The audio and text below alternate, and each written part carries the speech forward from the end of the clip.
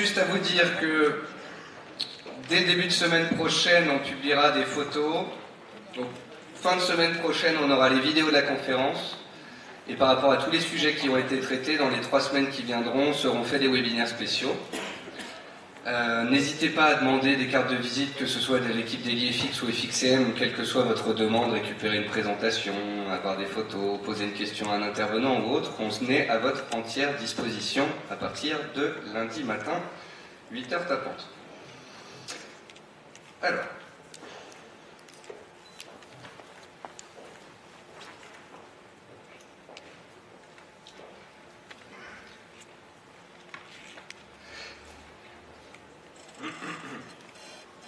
Là, je suis attendu au tournant. Donc, nous allons parler aujourd'hui de la pyramidalisation. Quand vous utiliserez ce mot-là, il ne faudra pas oublier de le copyrighter, parce que je l'ai déposé à l'INPI la semaine dernière. C'est une blague. Donc, concrètement, je vais vous parler de la pyramidalisation, qui est un concept, et je vais vous expliquer pourquoi je l'ai mis en place, mais que pour que vous voyez graphiquement qu'est-ce que c'est que de la pyramidalisation, je commence par un graphique. Alors, est-ce qu'on a un petit laser là-dessus? Oui. Hop, c'est parfait.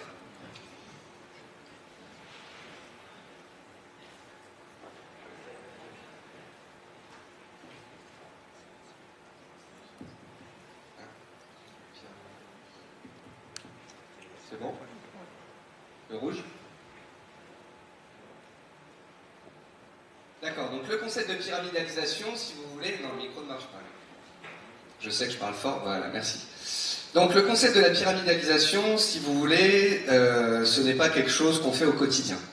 La pyramidalisation est une technique que j'ai mise en place afin, lorsque vous avez un scénario de trading, d'augmenter le levier de votre position sans en augmenter le risque et afin d'exponentialiser vos gains.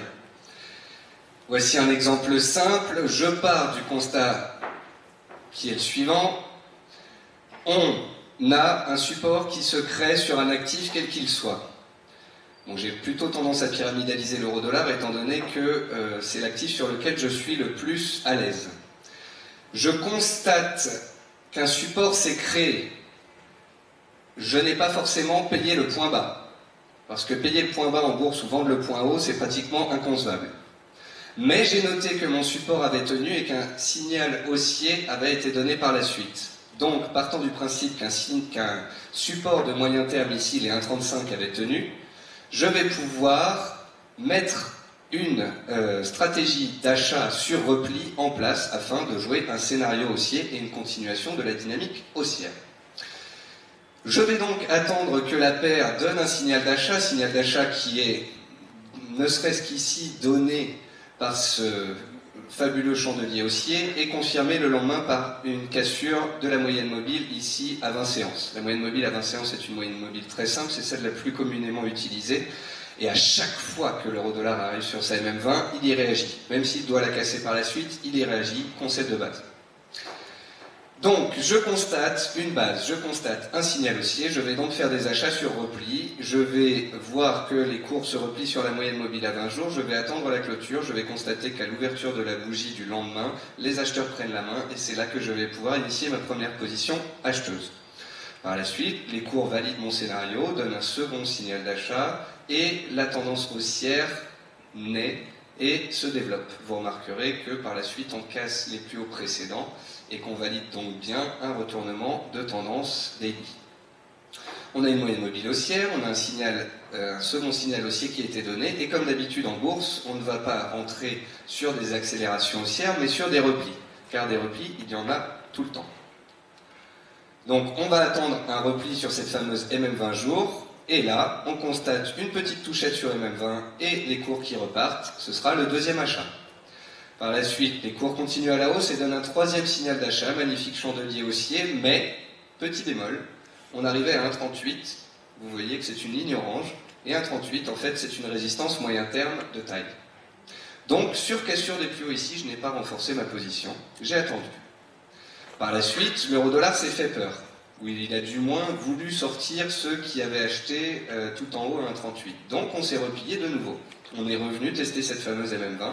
J'ai pu initier une troisième position acheteuse. Par la suite, un troisième signal d'achat est donné par ce magnifique chandelier haussier ici qui valide la cassure des 1,38 et c'est donc un quatrième achat qui est rentré. Enfin, les cours montent, se stabilisent, retracent un petit peu et nous créent un support. Il est donc possible ici d'avoir rentré une cinquième position à l'achat. Ça, c'est le descriptif de ce que j'ai fait exactement au mois de février. Donc c'est un exemple concret qui a été donné en temps réel sur des livres fixes comme tous les autres. Et quand on est arrivé ici à 1,39, bon, je ne suis pas sorti sur la mèche haute ici, mais on avait un rendez-vous, on avait le FOMC, me semble-t-il. Et donc le FOMC, c'est cette bougie rouge. Et je n'y étais plus, parce que la bourse, c'est pas du loto. Donc la veille d'un FOMC, on coupe. Donc on prend des gains. Et on peut voir que la paire euro-dollar, après avoir donné son premier signal d'achat à 1,36, a pris 300 points. Donc l'acheteur qui aurait suivi ce signal aurait pris 300 points de hausse. Celui qui a pyramidalisé aura 1, 2, 3, 4, 5 positions acheteuses. Il va gagner 300, plus 250, 550, plus 150, 500, 500 et puis 600. Voilà.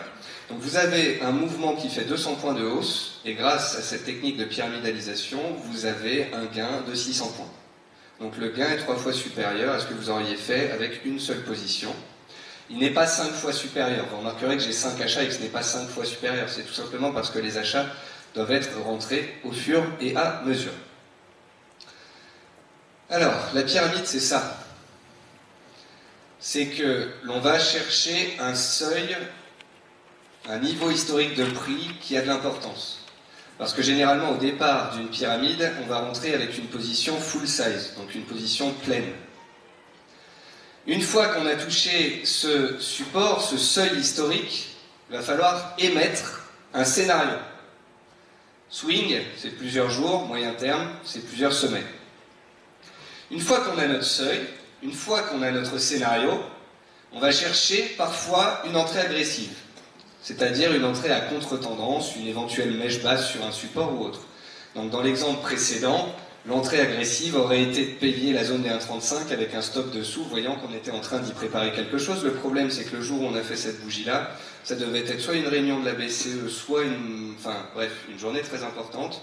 Donc encore une fois, on ne joue pas au loto, donc je n'ai pas pris position avant ce rendez-vous. Donc soit j'arrive à faire mon entrée agressive, soit j'attends un signal validé.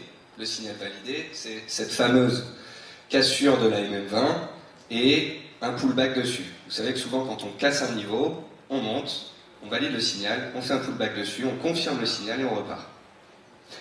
Donc soit j'arrive à faire une entrée agressive, soit je rentre une position principale sur signal, et par la suite, je vais rentrer des renforts. Enfin, comme dans tout trade, une fois qu'on a une entrée, des renforts passés, et il ne reste plus qu'à sortir. Donc on va aller chercher un objectif théorique qui va être un objectif graphique, qui peut être un seuil psychologique, en l'occurrence sur l'euro-dollar, les 1,40. Le mieux, en fait, c'est quand on a une barrière psychologique et technique et fondamentale. En l'occurrence, 1,40 sur l'euro-dollar, c'est complètement ça. Alors, pourquoi est-ce que j'ai fait la pyramidalisation? En tant que trader, ça fait 10 ans que je suis sur les marchés, je suis jeune, je m'entraîne. Je trouve que trader l'euro-dollar au quotidien est relativement compliqué, même si je pense me débrouiller pas très mal. Mais ce que je veux, c'est que, en plus des séances où on va gagner, perdre, c'est que de temps à temps, quand un beau scénario swing haussier ou baissier se crée, eh bien, de faire une belle part de gains. J'ai déjà travaillé avec certains gérants, notamment Action. L'année, c'est 350 jours, l'année boursière, c'est 200 séances, c'est donc 160 séances de trading. Il y a 140 séances de trading où on se bat contre le marché pour terminer à zéro, et il y en a 20 ou 30 où on fait sa performance annuelle. Donc j'ai fait ça pour créer ma propre technique de trading, et pour mettre à profit d'éventuels scénarios swing moyen terme sur la paire euro-dollar, puisque c'est ma spécialisation. Je voulais optimiser mes performances, et après, il ne reste plus qu'à devenir positif dans le temps, ce que je ne suis pas encore, sinon je ne serais pas là. Donc moi, je vous le dis très clairement, je ne suis pas encore un trader profitable sur les marchés, que ce soit clair. Mais j'y travaille. Pourquoi est-ce que j'ai créé cette technique en tant qu'analyste? Eh bien parce qu'il y a beaucoup d'analystes qui font des papiers sur Internet et puis qui vont vous dire « je vais payer un 35 », donc sachant que la personne a pris le risque d'intervenir le jour d'une grosse statistique ou d'un rendez-vous type FOMC ou BCE, donc déjà il n'a pas peur. Et tous les jours, on a à faire des émissions et du suivi de marché. Je ne peux pas venir décemment tous les jours pendant 3 mois vous dire j'ai payé un 35, démerdez-vous. On va à un 40, j'ai payé un 35, vous faites comme vous voulez. Moi, tous les matins, je dois arriver sur des billets fixes et je dois vous donner soit des points de vente, soit des points d'achat. Et vous remarquerez qu'il y a aussi des séances où je ne vous donne rien. Parce qu'il y a des... Ne pas trader, c'est trader. Je ne suis pas là pour faire trader mes clients comme certains aimeraient le dire. Je suis très axé money management, je suis très axé sécurité, et c'est pas parce que j'émets des scénarios avec conviction que le money management ne suit pas.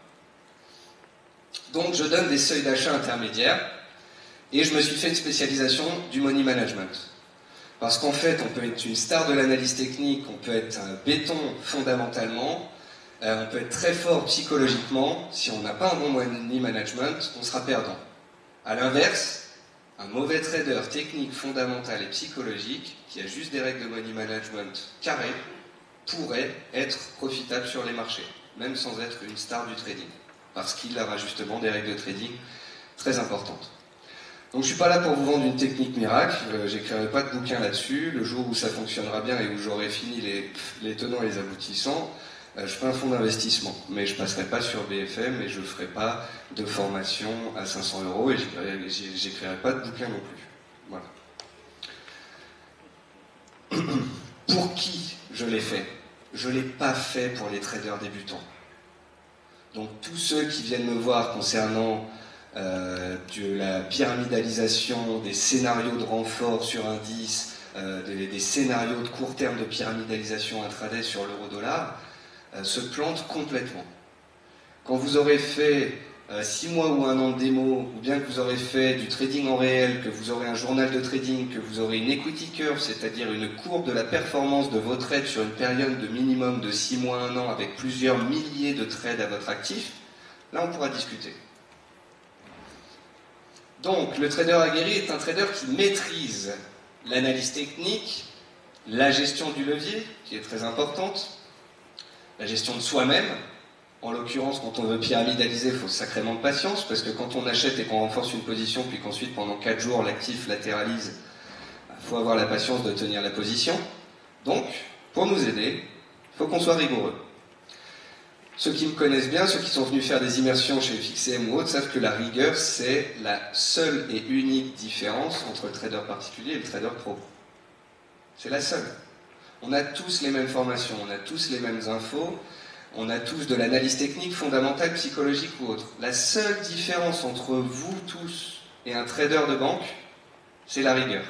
Je ne dis pas que le trader de banque est rigoureux, mais je dis que le trader de banque, il a un compte à 1 million, il a un stop equity d'1%, soit 10 000 €. S'il atteint les 10 000 €, il a un patron qui vient le prendre par le col et qui lui dit « on se verra demain, tu as atteint ta perte maximum journalière ».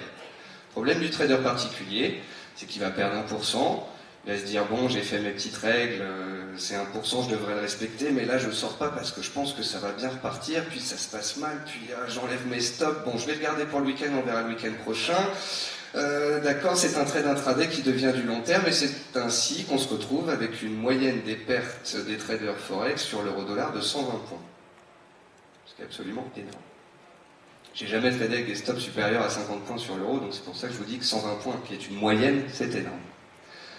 Alors c'est pour qui? C'est pas pour des traders qui ont des techniques. Monsieur, si vous voulez, je vous envoie la présentation. Arrêtez de prendre des photos. Non, ce monsieur-là. Il y a des traders qui ont des techniques de trading. Ça veut dire que tous les matins, ils viennent avec le même setup de trading, les mêmes règles, ils prennent un actif et ils le traitent de la même façon. Ils font tous les jours la même chose, avec des jours en gain, des jours en perte et avec des montants qui montent petit à petit. Moi, c'est du trading où il faut avoir un avis, il faut avoir une conviction. C'est-à-dire qu'il y a 1 mois, je me suis amusé à être le plus haussier de la Terre sur l'euro-dollar, alors que je ne le suis absolument pas. Mais pendant 15 jours, j'étais seul contre tous, acheteur de la paire euro-dollar sur un 38 pour viser un 40, parce qu'on devait aller un 40, parce qu'on devait mettre la pression sur Draghi pour qu'il lâche qu'il va faire un QE.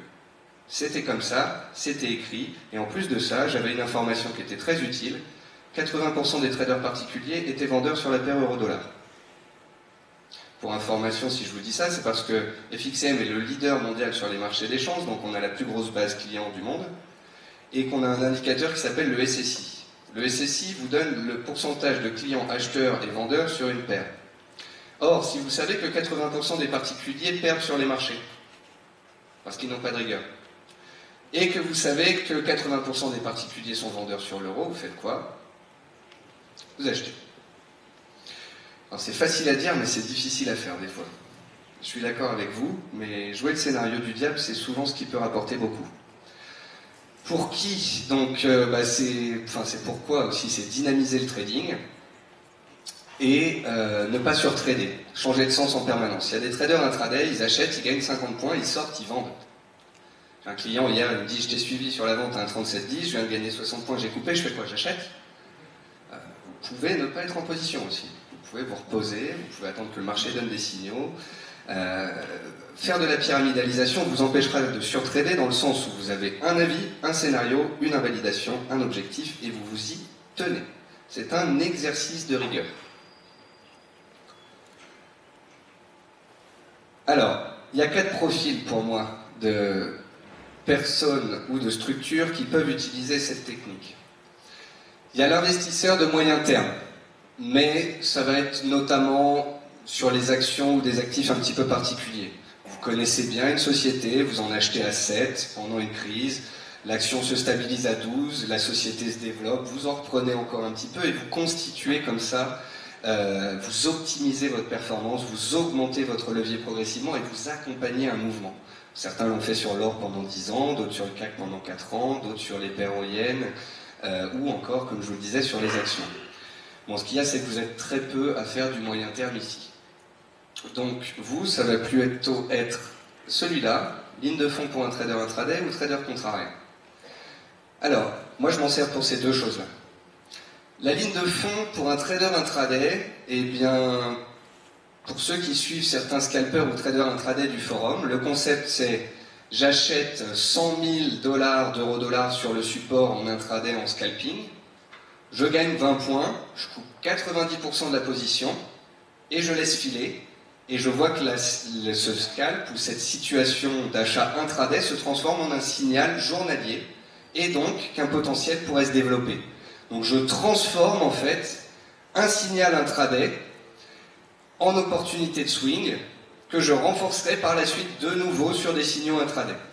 Donc c'est comme ça qu'à 1,35 j'achète 4 positions, la paire monte à 1,36 qui est mon objectif de la semaine, je coupe 3 positions sur 4 à 1,36 et la quatrième sera maintenue et sera transformée en une position de swing trading, donc en une position en fait juste de l'unité de temps supérieure. La pyramidalisation, ça peut être une stratégie spéculative pour un fonds d'investissement, c'est-à-dire que sur une toute petite partie de l'equity d'un fonds d'investissement, ce dernier peut tenter des stratégies à très fort ratio risque-gain. Ça veut dire que tous les jours, je vais risquer 0,02% du capital en espérant créer 1% de frais de performance. Donc ça va arriver très rarement, c'est très frustrant, mais c'est potentiellement très rémunérateur. Pourquoi je dis pour un fonds? C'est parce qu'il faut un certain equity, et encore une fois de la rigueur, etc. Enfin, le trader contrarien, ça c'est mon cas sur le CAC, avec la technique de pyramidalisation, qui, je vous le rappelle, fait que la première position est une position faible et spéculative, renforcée par la suite sur signal. Ça fait qu'en fait, on peut shorter le CAC depuis 2 ans et se prendre des stops régulièrement, qui sont des toutes petites pertes, et le jour où le scénario joué se met en place, la petite position, parce qu'on l'a pratiquement tout le temps, est en place, le signal journalier ou moyen terme est donné, là on rentre une vraie position full size, et ensuite on accompagne le mouvement avec des gains relativement conséquents. Donc j'ai fait un petit calcul, partons du principe qu'on vend du CAC de 3700 à 4500. Alors encore une fois, celui qui trade le CAC sur un scénario qui ne met pas de stop et qui se laisse traîner pendant 800 points, pour moi, n'est pas quelqu'un qui fait de la bourse. On met des stops sur des positions, on étudie un seuil, on le vend, si le seuil casse, on prend sa perte et on dégage, et on attend 300 points plus haut. Donc quand on a un CAC qui passe de 3007 à 4500, on peut regarder le graphique après si vous voulez, ça correspond à 6 ou 7 zones hautes qui auront pu être vendues. Partons du principe qu'on a tradé vraiment très fort, qu'on a pris 100 stops à zéro, et partons du principe qu'on a pris un bon nombre de pertes. On va partir de 40 stops en perte de 10 à 30 points, soit 800 à 1000 points de pertes cumulés sur 2 ans. Partons du principe qu'on trade le CAC 40 avec un point à 1 euro du point. Donc j'ai vendu du CAC 40 avec des stops relativement serrés parce que je le trade sur des seuils clés, donc je n'ai pas besoin de 2 stops larges. Je mets des stops parce que je suis rigoureux et j'ai un money management. Donc 1 à 1 euro du point, la perte sur 2 ans est de 800 à 1000 euros. Maintenant, comme vous avez pu le constater, à chaque fois que le CAC 40 a perdu 200 points, j'ai réussi à pyramidaliser jusque 20 positions sur l'espace de 200 points de baisse. Ça a été fait à plusieurs reprises. Le maximum que j'ai fait, c'était 20. Le minimum, c'était 10. Ça veut dire que, en ne lâchant pas l'affaire, puisque vous pouvez toujours courir pour que je lâche l'affaire, je continuerai d'utiliser cette technique, car le jour où on va donner un signal de baisse de plus de 200 points, j'aurai déjà accumulé entre 10 et 20 lots, ce qui me permettra de mettre à profit une baisse relativement conséquente, partons d'une baisse soft et cyclique et normale, donc partant du principe que le CAC monte dans un canal haussier, qu'il est à 4600, qu'il revient à 3500 et qu'il repart. Donc je ne suis pas baissier long terme et je ne vise pas le zéro. Je dis juste que je préférerais payer du CAC à 3500 plutôt qu'à 4600 quand tout le monde est euphorique et qu'on sait ce que l'on sait qu'on a vu aujourd'hui. Et si tel devait être le cas, le gain potentiel est de 20 000 euros. Donc vous comprendrez bien que le CAC il peut encore monter à 5 000, il m'en coûtera peut-être 2 000 ou 3, mais je les récupérerai amplement et je gagnerai 5 fois plus que ce que j'aurais perdu dans le temps. Mais pour ça, il faut un plan et y croire. Et en l'occurrence, moi j'y crois parce que c'est mon plan. Si vous voulez faire ce plan-là, vous y croyez, vous assumez. Et vous ne venez pas me voir en me disant que mon plan n'est pas bon. Parce que mon plan est associé à une technique, et cette technique est associée à un money management, et ce money management, il est là, et il fonctionne. Et je l'ai déjà montré à plusieurs reprises, que ce soit en virtuel ou en réel, sur le CAC ou l'euro-dollar. Donc partant du principe également que vous avez des frais de portage, ainsi que des frais de dividendes, puisqu'on est trader et qu'on trade en réel, on sait que ces derniers temps ça coûte cher. Partons du principe que ça rend une 10% de la performance. Si vous voulez, partons du principe que ça rend une 20% de la performance. Il restera quand même 16 000 euros à la fin, moins, allez, on va dire 3 000 euros de perte, ça fera quand même 13 000 euros de gain. Ce qui fera un ratio risque-rendement de 1 pour 4 au minimum, sachant qu'en trading, la règle, c'est un ratio risque-gain minimum de 1 pour 2. Pour ceux qui ne savent pas ce que c'est qu'un ratio risque-gain, ça veut dire que quand vous êtes prêt à perdre 100 euros, c'est pour en gagner 200. Vous n'êtes pas prêt à perdre 100 euros pour gagner 100 euros. Ça, c'est pas un deal intéressant. Donc, les caractéristiques aussi qu'il faut prendre en considération dans la pyramidalisation, c'est qu'on a justement un ratio risque-gain important. Un ratio risque-gain de 1 pour 20, ça veut dire que je vais gagner un seul trade sur 20 trades. Donc j'ai pas de chance, je suis pas bon, l'actif va vraiment pas dans mon sens, le scénario n'est pas le bon. Je vais me faire plier un sacré nombre de fois avec des faibles pertes, mais il suffira que je gagne une fois sur 20 afin que mon compte soit à 0. À partir du moment où je gagne 2 fois sur 20, soit dans 10% des cas, ce qui est relativement faible, mon compte est gagnant et mon equity curve monte. Comme Rodolphe vous l'a expliqué ce matin, et je pense qu'on peut le croire puisque c'est un véritable trader en réel, contrairement à beaucoup de charlatans, il est difficile et il ne faut pas tendre vers le 100% de position gagnante. Vous ne l'aurez jamais.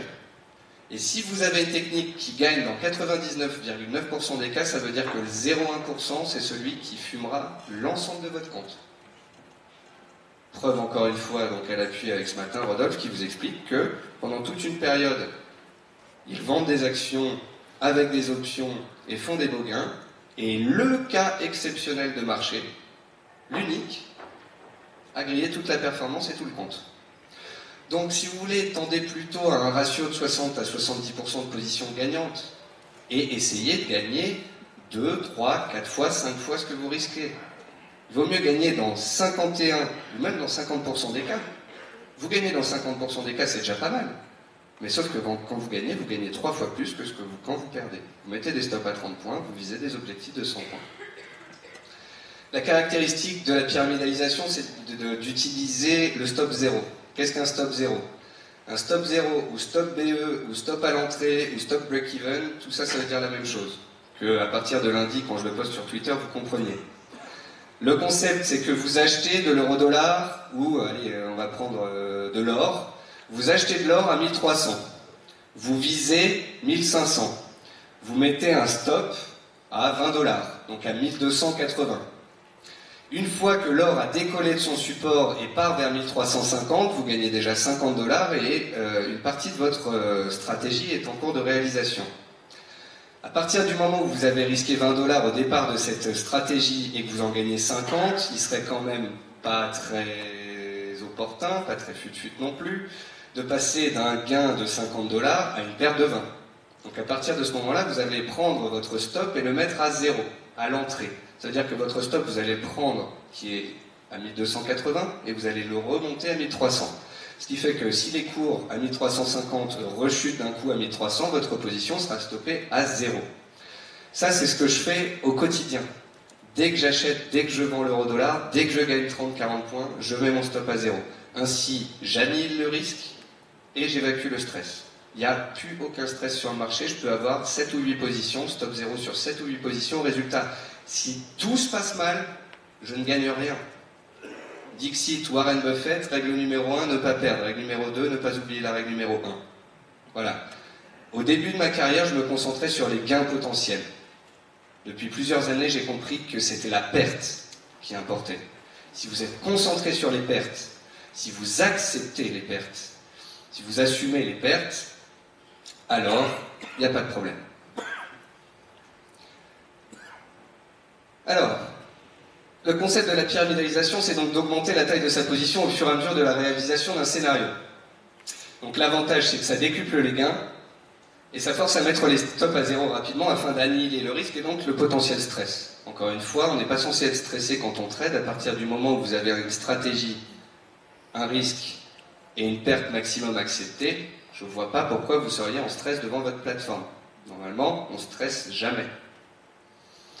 La difficulté de la pyramidalisation, c'est que ça demande une gestion optimum des stops et des renforts. Et c'est qu'il faut se battre pour démarrer la position, parce que la première position est une position spéculative, donc souvent à contre-tendance. Elle est en faible levier, donc ça va si on perd, mais on va souvent avoir à s'y reprendre à plusieurs reprises afin enfin d'avoir cette première position de départ sur un support ou sous une résistance afin de démarrer le processus de pyramidalisation.